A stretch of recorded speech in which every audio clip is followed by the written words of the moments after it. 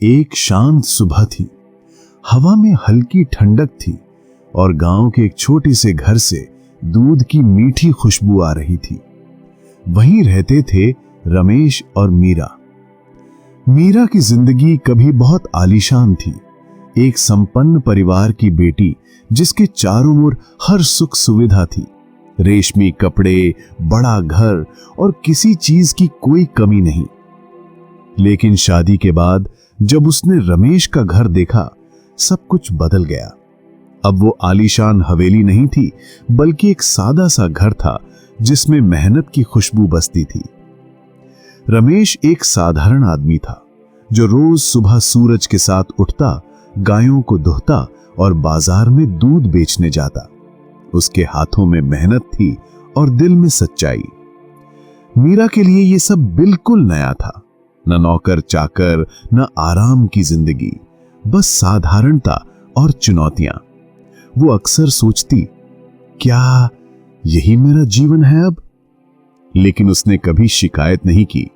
वो बस देखती रही रमेश को, जो दिन रात मेहनत करता फिर भी मुस्कुराता रहता। धीरे धीरे मीरा ने कुछ महसूस किया। रमेश में कोई खास बात थी।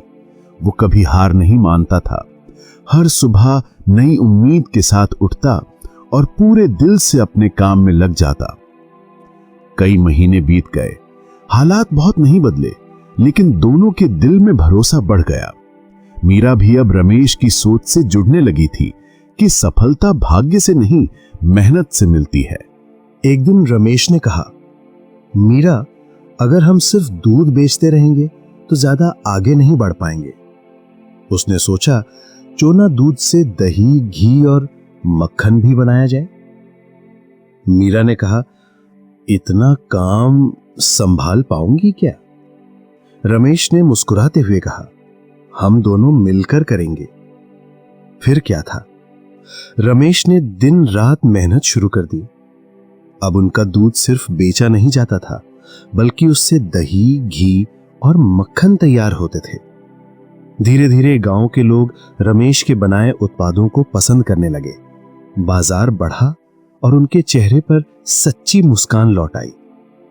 एक शाम मीरा ने रमेश से कहा, तुम्हारी मेहनत ने सब कुछ बदल दिया है। अब समझ में आया, किस्मत तो मेहनती लोगों का साथ देती है।